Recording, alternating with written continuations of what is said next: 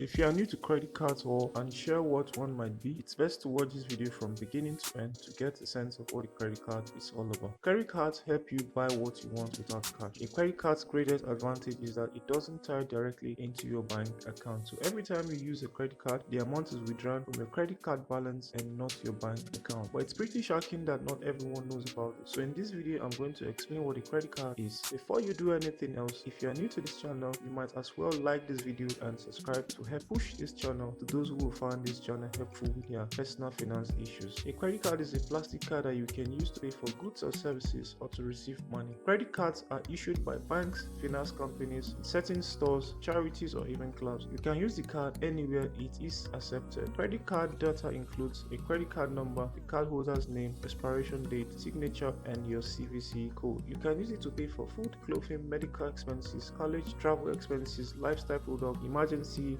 services. The top financial institutions that issue credit cards are Visa, MasterCard, Discover, and American Express. Having a credit card is a great way to manage your finances during a cash crisis. It allows you to access funds, make purchases, repay the amount at a later stage. The best part is that credit cards are widely accepted and offer great financial freedom